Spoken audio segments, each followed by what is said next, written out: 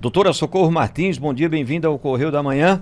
Qual é a orientação, principalmente para esses pais de primeira viagem, assim, tipo Vitor Silva, esse povo que ainda está meio aprendendo, nesse período... Muita lavagem nasal, nebulização, Qual é a doutora? orientação, doutora, para cuidar das crianças, até para evitar esses problemas com saúde respiratória? Bom dia.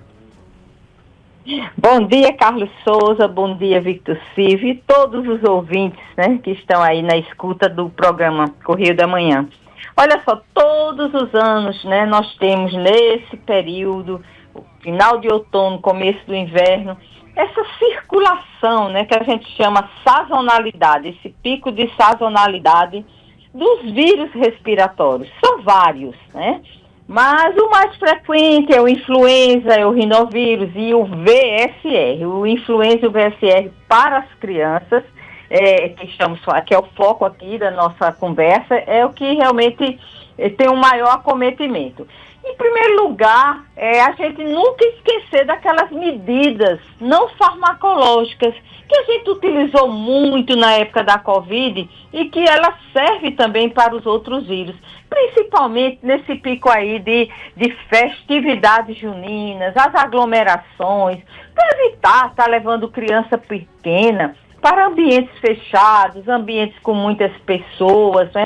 Então é lavar as mãos, é ter os cuidados básicos de higiene, tá certo? Tanto do quem está com a criança como da própria criança. E também isso aí associado à vacinação, que é a estratégia, né, mais importante. Então é a combinação dos dois, as medidas de higiene, de prevenção e a vacinação. E estamos muito preocupados, Carlos Souza, porque esse ano a gente está num cenário de baixa adesão da vacinação contra o influenza, o vírus influenza, que é o principal agente causador das gripes. E a gente está já no momento em que temos os pronto atendimentos infantis, sejam privados, públicos, superlotados, as UTIs infantis sem leitos. Então, assim, é muito preocupante e a gente sabe que a tendência ainda é agravar, né? Porque começou agora.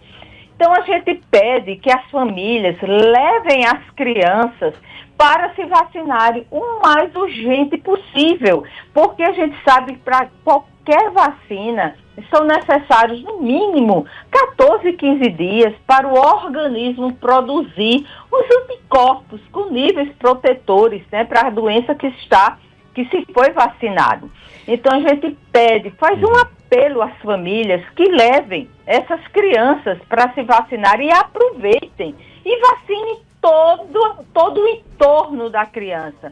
Seus conviventes, seus familiares, tá? Que é muito importante, não adianta só a criança e uma carga viral alta passando para as crianças dos que estão em contato com elas. Ô doutora, é normal quando tem esses problemas respiratórios, os pais correr com a criança para o hospital da criança, enfim, para uma unidade de atendimento, e às vezes a criança até está bem e lá está cheio de vírus, né, com crianças com vírus.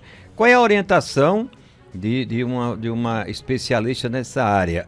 Quando realmente é necessário você levar a sua criança para o hospital da criança, por exemplo, para ser atendido? Olha, ficar atento aos sinais de gravidade da criança, porque não é seguro qualquer resfriado, qualquer sintoma respiratório, você levar a sua criança. Então, se ela está corizando, uma tossezinha, uma febre que não é muito alta, mas ela está se alimentando, está bem, tente contornar esses sintomas, porque não existe remédio que vá curar de uma hora para outra. Vai ser mesmo em cima dos sintomas apresentados, né? A gente sempre orienta, controlar uma temperatura, lavagem nasal, oferecer bastante líquido. Se o bebê amamenta, aumente a oferta de leite materno para essa criança. Agora, se você observar seu bebê muito prostadinho lá, não come, não ri, começar a cansar, febre muito alta, não consegue controlar a temperatura, então as extremidades um pouquinho arroxeadas, aí sim, essa criança ela está apresentando sinais de gravidade, né? Então, leve. Aquela tosse que não passa, a criança tosse, sufoca, vomita. Então, leva para o médico, o pediatra, fazer uma avaliação presencial dessa criança. Então, é muito importante. E como falei, a prevenção, Carlos. A gente tem que focar na prevenção. E aproveito aqui esse momento para desmistificar algumas coisas que prejudicam a adesão das famílias à vacinação e impactam na cobertura vacinal. Por exemplo, eu não vou dar a vacina de gripe ao meu filho porque ele o ano passado tomou e teve gripe. Não existe isso. A vacina de gripe, do influenza, ela é inativada. O que acontece na grande maioria das vezes é que a criança toma a vacina, como neste período, e ela já está incubando algum vírus ou o próprio influenza, né, e coincide. Então ela vai tomar e vai apresentar febre, sintomas gripais, mas não é da vacina. Muitas vezes é daquela já estava incubando, né, algum outro vírus. Outro fator determinante é a questão de se procurar um serviço de vacinação e chega lá, recebe a informação de que a criança não pode ser vacinada porque está corizando, teve uma febrículazinha, né, tem uma tosse esporádica. Não pode, não, eu peço aqui até um apelo em serviço de vacinação, não volta essa criança sem vacinar. Não é contraindicação da vacinação a criança ter algum sintomazinho respiratório. Pode vacinar, você só não vai vacinar se sua criança estiver com febre, e febre alta, não é 37,5, 30, tá entendendo? Então tem que ter esse critério. E outra coisa também, meu bebê é alérgico a ovo, eu não vou vacinar a vacina do influenza. Pode sim vacinar, minha gente. Não é contraindicação mais a vacinação da gripe, do influenza, para aquelas crianças ou adultos alérgicos a ovo. A não ser que seja uma alergia muito grave, que nós chamamos anafilaxia. Então, isso aí, essas desinformações acabam impactando, né, e levando a hesitação vacinal também dos pais, que ficam inseguros, né?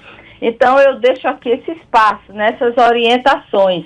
E também comunicar que a vacinação foi estendida até 31 de julho, mas o nosso objetivo não é esperar até lá, é vacinar o mais urgente possível.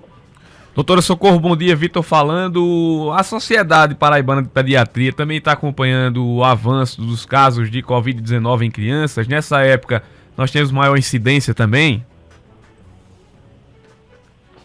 Sim, estamos, inclusive com capacitações dos profissionais, né? Enquanto os gestores, eles atuam na questão de aumentar leitos, né? Por conta da sobrecarga dos serviços de saúde, a gente também entra nesse campo de capacitação dos profissionais, de orientar as famílias, né? De tentar trazer esse convencimento da necessidade da vacinação dessas crianças.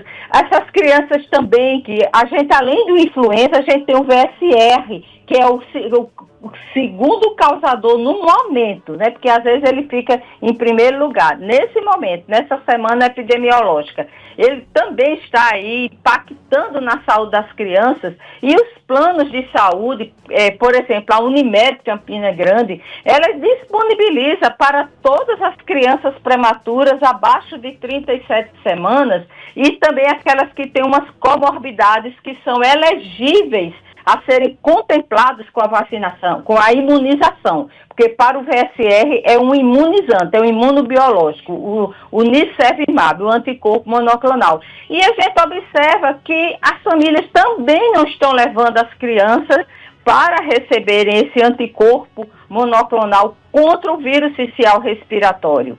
Então, a gente fica alertando, né, chamando, mostrando os números, né, tentando os meios de comunicação, como esse aqui que estamos utilizando, e agradecemos, para fazer esse chamamento aos pais, né, que levem suas crianças o mais rápido possível. Então, estamos acompanhando do litoral ao Alto Sertão, né, todo esse desfecho, né, para que a gente tenha menos complicações de nossas crianças, menos óbitos, né? Que nós já estamos tendo óbitos por influenza, por VSR, e a gente não quer isso para as crianças. Socorro Martins, que é médica pediatra e presidente da Sociedade Paraibana de Pediatria, trazendo informações, orientações importantes para você que tem criança em casa, esse período, com essa mudança de temperatura. Vem aí a estação inverno, aí fica mais frio ainda. Cuide das suas crianças, vacine, pelo amor de Deus, e cuide bem. Ô, doutora Socorro, só mais um detalhe aqui. É mito também que essa mudança de clima repentina pode agravar a situação da criança ou de fato isso influencia mesmo também nesse número de casos?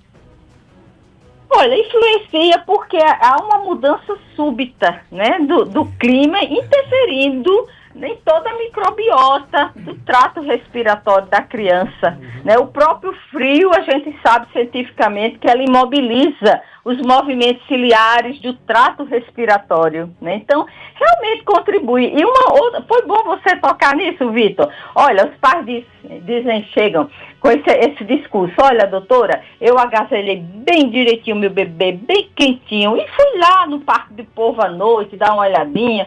Olha, gente, ele está até aquecidinho, é bom, isso é importante, mas o ar que entra nas narinas, que entra nos pulmões dessa criança, é frio, é gelado, e muitas vezes vem contaminado com vírus, com bactérias, né? Então, só o fato de você agasalhar seu bebê, você não está blindando ele dessas infecções respiratórias.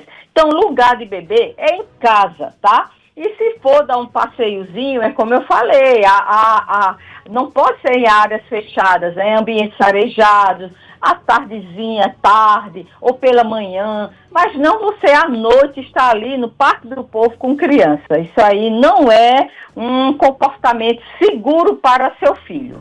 Deixe Bento em casa, Vitor. Doutora Socorro, obrigado pela participação. participação. A doutora disse aí. Aqui no Correio da Manhã. Tenha um bom dia, doutora.